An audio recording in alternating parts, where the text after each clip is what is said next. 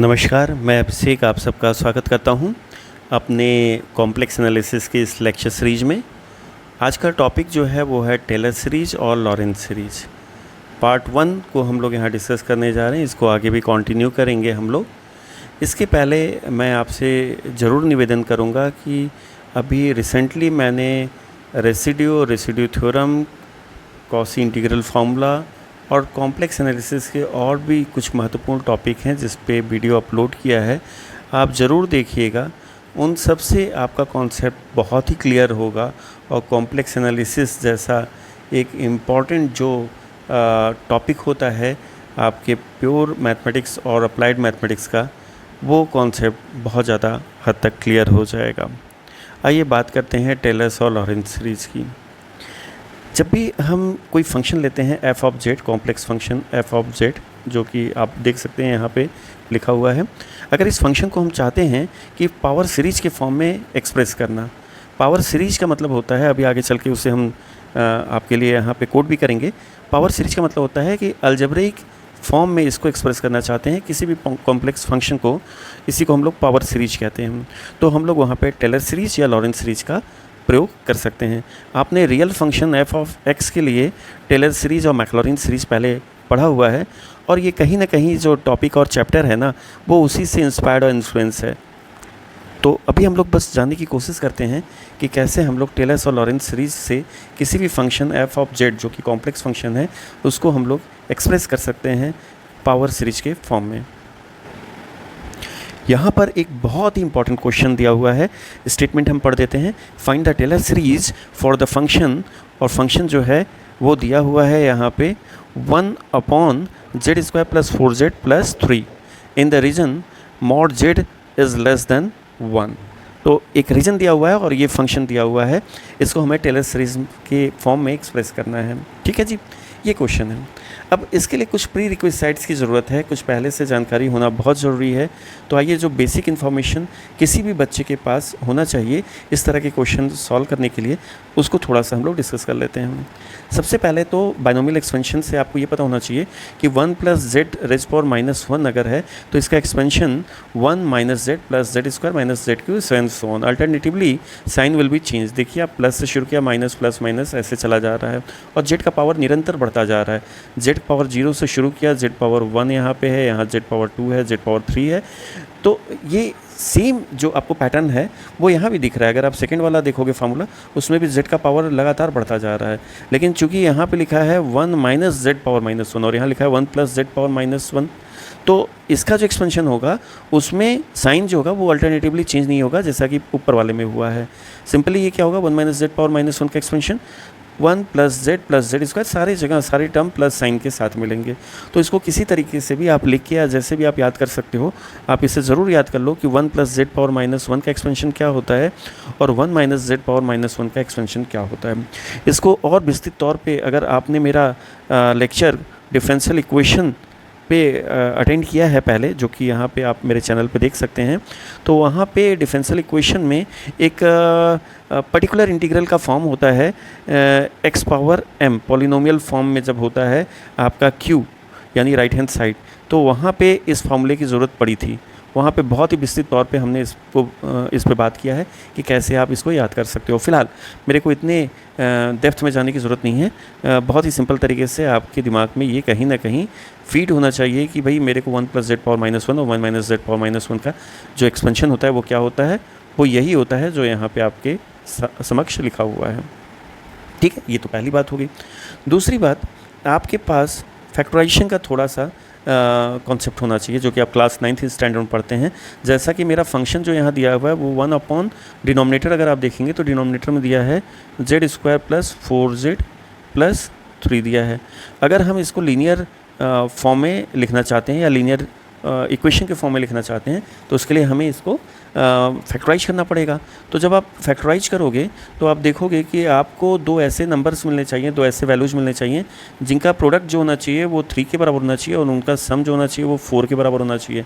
तो हम क्या कर सकते हैं, इसको फैक्टराइजेशन में सीखा है, तो हमें कोई दो नंबर सोचना होगा, तो हमने एक 3z समझा और एक z ले लिया, तो 3 × 1 3 इंटू 1 का जो प्रोडक्ट होता है वो 3 के बराबर होता है और इन दोनों का सम जो होता है 4 के बराबर होता है। तो ऐसे दो नंबर हमने सोचा और ये 4z को हमने रिप्लेस कर दिया। यही तो फैक्टराइजेशन हमने पढ़ा है। तो आप जब इसको फर्दर सॉल्व करोगे तो z को कॉमन लेने पे z+3 मिल जाएगा यहाँ पे, और यहाँ पे 1 कॉमन लोगे तो z+3 मिल जाएगा। अब यहाँ पे क्या मिल जाएगा आपको, z+1 और z+3 मिल जाएगा। तो आई मीन टू से कि अगर लीनियर पोलिनोमियल के फॉर्म में मेरे को किसी भी क्वाड्रेटिक इक्वेशन को लिखना हो या क्यूबिक इक्वेशन को लिखना हो तो फैक्टराइजेशन मेथड, जिसको गुणनखंड कहते हैं, उससे कोई भी बच्चा बहुत ही आराम से लिख सकता है। ठीक है जी। तो हमें लीनियर फॉर्म में लिखना आना चाहिए अगर क्वाड्रेटिक या क्यूबिक इक्वेशन है।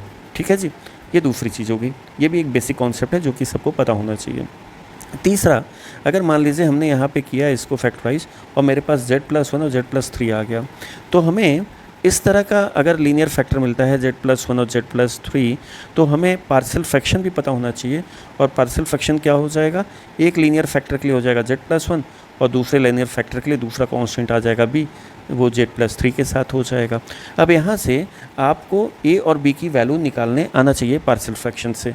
तो अगर आपको नहीं आता तो मेरा शॉर्टकट जो मेथड है पार्शियल फ्रैक्शन का वो भी देख सकते हैं। अदरवाइज आप एलसीएम लेके जो इक्वल पावर होगा दोनों तरफ z का, उसके कोफिशिएंट को कंपेयर करोगे, जो कि आप पार्शियल फ्रैक्शन आंशिक भिन्न में सीखे हो क्लास 11-12 में, तो उससे आराम से आप a और b की वैल्यू निकाल सकते हो। तो यहाँ से हम क्या कर सकते हैं, a और b की वैल्यू पार्शियल फ्रैक्शन से निकाल सकते हैं। तो कुल मिला के प्री रिक्विसाइट में जो शुरू के 3 चीज़ें हम लोग को आनी चाहिए वो ये आनी चाहिए कि इस तरह के फैक्टर का एक्सपेंशन आना चाहिए। दूसरी चीज़ें जो हम लोग ने यहाँ सीखी कि फैक्टराइजेशन कैसे होता है ये बच्चे को आना चाहिए, और तीसरा पार्शियल फ्रैक्शन आना चाहिए।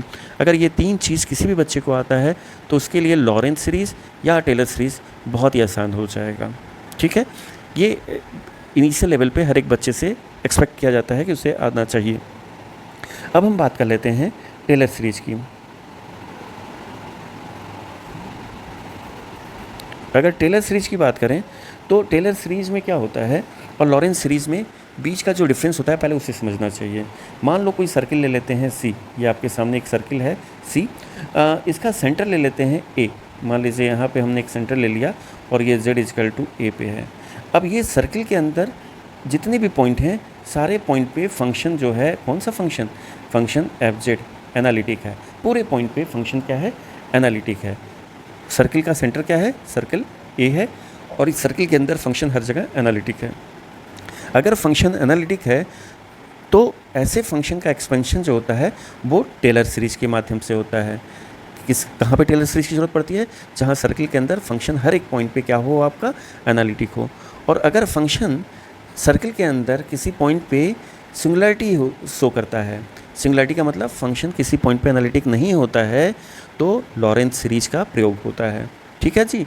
तो ये बात आपको समझ में आना चाहिए। इसलिए लॉरेंट सीरीज में हम लोग क्या करते हैं, हम लोग एक एनुलस का कॉन्सेप्ट लाते हैं। तो ये हम लोग बाद में डिस्कस करेंगे जब लॉरेंट सीरीज पे पहुंचेंगे। फिलहाल आज के डेट में सर्किल सी के अंदर सारे पॉइंट पे मेरा फंक्शन f(z) जो है वो क्या है, एनालिटिक है। ठीक है। ए पॉइंट पे भी एनालिटिक होगा और हम चाहते हैं कि ए पॉइंट पे ही हम लोग चाहते हैं फंक्शन को ए के अबाउट एक्सपेंड करना चाहते हैं। इसको आप ऐसे भी लिख सकते हो कि ये सर्किल का इक्वेशन अगर आप चाहो तो आप इसको z-a करके दिखा सकते हो। रेडियस कुछ भी हो सकता है, रेडियस मेरा r हो, रेडियस आपका 2r हो, इससे मतलब नहीं है। बट सर्किल का इक्वेशन जो होता है वो क्या हो जाएगा, z-a होगा। रेडियस यहाँ पे कुछ भी हो सकता है, r लिया है तो r कर दो आप। तो z-a, अगर ये चीज़ नहीं समझ में आ रहा है कि कैसे हमने लिखा है तो इसके लिए आपको मेरे quasi integral theorem, quasi integral formula या रेसिड्यू थ्योरम, इन तीनों में से कोई भी अगर आप थ्योरम उठा के पीछे के लेक्चर्स देखोगे तो आपको समझ में आ जाएगा कि कॉम्प्लेक्स फील्ड में किसी भी सर्किल को हम कैसे ऐसे दिखा सकते हैं। ठीक है जी। वापस बात करते हैं हम लोग कि टेलर सीरीज होता क्या है। जैसे कि आपने एक रियल फंक्शन के लिए टेलर सीरीज सीखा था, एग्जैक्टली वैसे ही कॉम्प्लेक्स फंक्शन के लिए भी टेलर सीरीज होता है किसी पॉइंट z=a के अबाउट। तो हम लोग ने जैसे रियल फंक्शन को देखा था वैसे ही यहाँ पे हम लोग कॉम्प्लेक्स फंक्शन को देखेंगे। तो रियल फंक्शन के अकॉर्डिंग ही यहाँ पे हम लोग लिख देंगे क्या, f(a), z-a, f' और z-a² f'(a). इस तरह से करके टेलर सीरीज को हम लोग लिख सकते हैं। ठीक है जी। इसमें कोई अलग से कॉन्सेप्ट नहीं लग रहा है, टेलर सीरीज वही है जो कि हम लोग रियल फंक्शन में सीख के आए हैं। अब अगर हम चाहें तो इसको एक्सप्रेस कर सकते हैं कॉम्पैक्ट फॉर्म में, f(z) समेशन, यहाँ पे हम लोग सिंबल यूज करेंगे और इन शॉर्ट हम लोग लिख देंगे an और z-a⁴ n लिख देंगे। ठीक है ना। अगर इसका एक्सपेंशन करोगे आप तो आपको n = 0 एन कहाँ से रन कर रहा है, 0 से इन्फाइनाइट तक जा रहा है, समेशन का मतलब होता है ऐड करना, तो एन अगर 0 रख दोगे तो यहाँ पे ए नॉट मिलेगा और समेशन की वजह से प्लस मिलेगा, A1 Z माइनस ए मिलेगा। इस तरह से ये आगे बढ़ता चला जाएगा। ये तो हो गया एक्सपेंशन। अब ये रिजल्ट इस रिजल्ट की इक्विवेलेंट कैसे है ये जानने के लिए बहुत ही ज़रूरी है कि मेरा AN है क्या। AN अगर आप देखोगे तो AN FN A upon factorial N है, जो AN यहाँ पे हम लोग ने यूज किया। जहाँ आप इस AN की वैल्यू को इस समेशन में रखोगे तो देखोगे आपकी जो A नॉट की वैल्यू आएगी, A नॉट की वैल्यू यहाँ पे आ जाएगी, क्या आपकी आ जाएगी A नॉट की value A F not A, मतलब कि FA आ जाएगा, और फैक्टोरियल 0 क्या होता है, 1 होता है। तो कुल मिला के आपका F ऑफ A मिल जाएगा, जो कि यहाँ पे आपने लिखा हुआ है। उस तरह से अगर N की वैल्यू 1 रखोगे तो A1 की वैल्यू आ जाएगी। N की वैल्यू 1 यहाँ पे रख दीजिए तो आप देखिएगा कि F प्राइम A आ जाएगा अपॉन फैक्टोरियल 1 आ जाएगा। तो ये A1 की जगह देखोगे तो यहाँ पे दिख रहा है, तो आपको समझ में आ रहा है ये जो A1 है वो यहाँ पे F प्राइम A को दिखा रहा है और बाकी इसके आगे तो Z माइनस A है। तो इस तरीके से इन सारी चीज़ों को अगर हम एक साथ कोरिलेट करेंगे तो हमें ये मिलता है कि ये जो आपका इक्वेशन है, ये इक्वेशन इस इक्वेशन के इक्विवेलेंट है। तो ये तो था टेलर सीरीज़ हम कैसे लिखते हैं। अब हम लोग वापस आते हैं अपने क्वेश्चन में। मेरा क्वेश्चन जो था वो था 1/z² + 4z + 3। तो अगर हम लोग इसका सोल्यूशन देखेंगे तो इसके सोल्यूशन में क्वेश्चन को फिर से रिपीट कर लेते हैं। मेरा जो FZ है वो दिया हुआ है 1/z² + 4z + 3 दिया हुआ है। ठीक है, ये मेरा क्वेश्चन है और हमें इसे एक्सपेंड करना है किस रीजन में। रीजन का नाम है mod z is less than 1। ठीक है ना। अब यहाँ समझने की ज़रूरत ये है कि अगर आप mod z लिखे हुए हो तो इसका मतलब है z माइनस 0 लेस देन 1। तो यानी कि सेंटर जो है a की वैल्यू क्या है, यहाँ पे a = 0 है। अभी थोड़ी देर पहले हम लोग ने यहाँ पे देखा था कि सर्किल जो है वहाँ पे सेंटर का होना बहुत ज़रूरी है। तो मेरा जो सेंटर है वो z = 0 है इस क्वेश्चन में, ध्यान रखिएगा आप।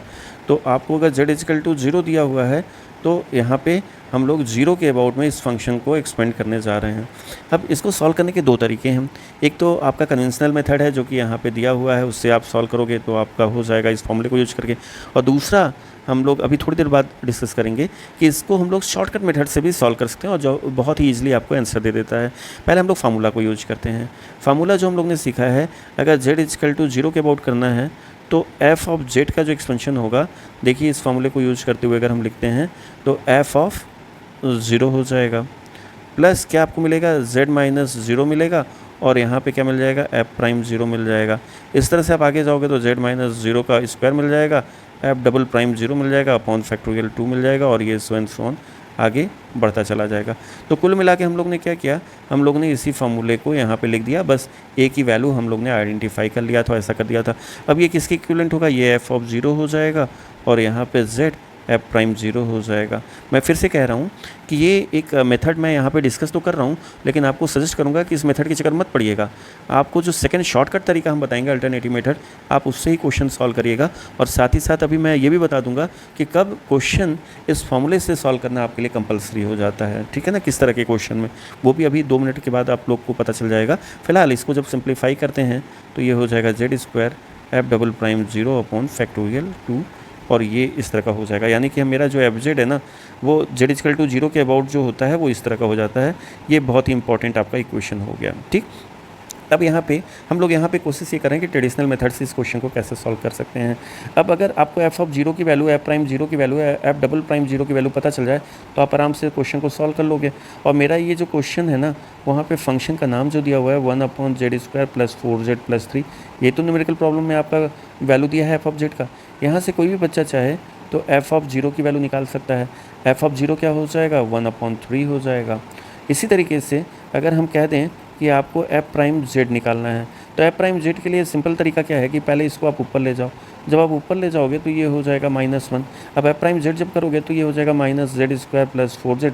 डिफ्रेंशिएट कर दो किसको, इसको, तो ये क्या हो जाएगा, -2 हो जाएगा पावर रूल से।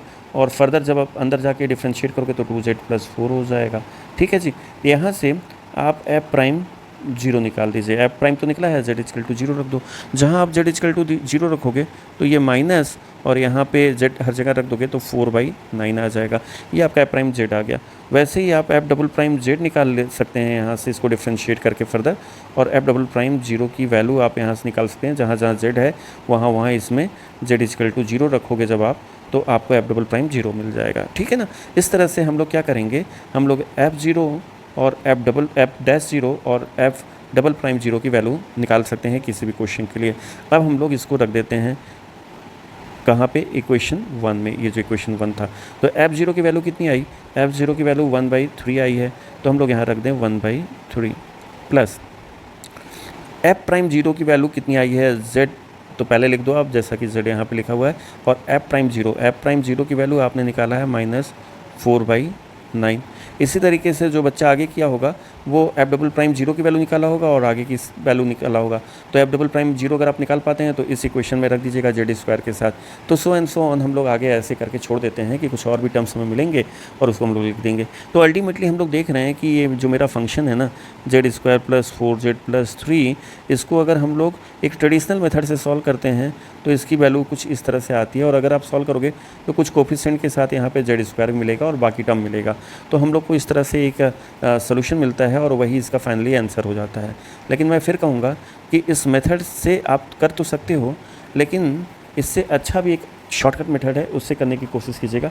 ये मेथड हम लोग वहाँ पे यूज करें जहाँ डिनोमिनेटर नहीं है, जैसे F Z equal to cos Z है और आपसे कहा जा रहा है कि जेड इक्वल टू 0 के अबाउट या मॉड जेड लेस देन 1 के अबाउट इसको एक्सपेंड करो, या F Z equal to log Z है। यहाँ पे फंक्शन अपने आप में होल एंड सोल है, कोई डिनोमिनेटर नहीं है। तो ऐसे क्वेश्चन में हम लोग क्या करेंगे, अगर ये ट्रेडिशनल फार्मूला यूज करेंगे तो बहुत आसानी से हमें रिजल्ट मिल जाएगा।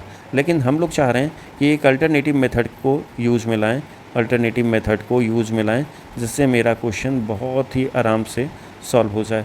तो अल्टरनेटिव मेथड से अगर आप करना चाहोगे तो वो क्या होगा और कैसे आप करोगे, उसके लिए फिर से हम आपको एक बारी रिकॉल करवा दें कि ये जो प्री रिक्विजिट्स थे यहाँ पे वो शॉर्टकट मेथड में काम आने वाले हैं। प्री रिक्विजिट्स में आपको पहले बात तो एक्सपेंशन पता होना चाहिए, आपको फैक्टराइजेशन आना चाहिए गुणनखंड विधि से, आपको पार्शियल फ्रैक्शन आना चाहिए, और बाकी आपको कुछ नहीं आना चाहिए, कोई टेलर सीरीज़ के फार्मूले की ज़रूरत नहीं है, और आप क्वेश्चन को आराम से सॉल्व कर लोगे। तो आओ जरा अल्टरनेट मेथड से देखते हैं इस क्वेश्चन को कैसे सॉल्व कर सकते हैं। मेरा जो फंक्शन है ना वो है आपका Z square plus 4z plus 3 है यहाँ पे, और इसका पार्शियल फ्रैक्शन हम लोग ने देखा z+1 और z+3 होता है। अभी ऊपर हमने करके भी दिखाया फैक्टराइजेशन मेथड से। जहाँ ये हुआ तुरंत हम इसको पार्शियल फ्रैक्शन से स्प्लिट कर देंगे, डिकम्पोज कर देंगे z+1 और b/z+3। इस तरीके से हम लोग क्या करेंगे, इसको डिकम्पोज कर देंगे, जिससे कि हमारा वैल्यू जो है ए और बी पार्शियल फ्रैक्शन की मदद से आराम से कोई भी बच्चा निकाल सकता है। तो ऑन सॉल्विंग जब आप सॉल्व करोगे इसको पार्शियल फ्रैक्शन के मेथड से, तो आपको ए की वैल्यू 1/2 आ जाएगी और बी की वैल्यू जो है वो -1/2 आ जाएगी। ये आराम से आप सॉल्व कर सकते हो, चाहे तो मेरे शॉर्टकट मेथड से या आप अपने जो पार्शियल फ्रैक्शन का कॉन्सेप्ट है उससे भी आप करोगे, जो जेड का इक्वल पावर है उसके कोफिशिएंट को दोनों साइड से कंपेयर करके, तो आपका आ जाएगा। तो फिलहाल हम लोग यहाँ ए और बी की वैल्यू 1/2 और बी की वैल्यू -1/2 के फॉर्म में लिख देते हैं। तो कुल मिला के मेरा जो फंक्शन एफ जेड था वो आज के डेट में जो आ गया वो 1/2 आ जाता है, और ए और बी की वैल्यू अगर आप रखोगे तो वो कुल मिला के देखने में इस तरह का रिज़ल्ट आपको दिखेगा। ये एफ ऑफ जेड है। ठीक है जी।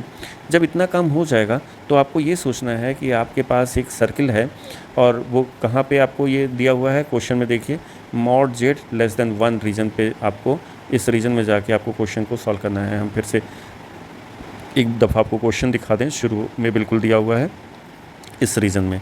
तो यहाँ से एक चीज़ तो पता चल जा रहा है कि ये है क्या, z-0 है।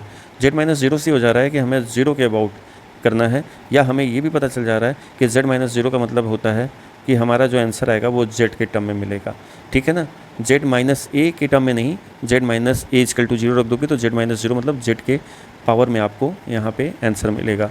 और हम लोग ने जब ट्रेडिशनल मेथड से किया है तो आंसर आपने देखा भी है कि z के बढ़ते हुए पावर में आपको आंसर मिल रहा था यहाँ पे। ठीक है ना, तो सेम आंसर यहाँ पे भी हमें मिलना चाहिए। तो इसका कॉन्सेप्ट क्या कहता है कि 1/2 को आप ऐसे बाहर ही छोड़ो, और यहाँ पे देखो कि आपका जो सर्किल है वो सर्किल जो है उसका ये तो आपका हो गया z=0 पॉइंट, और इसका रेडियस क्या है 1 है यहाँ पे।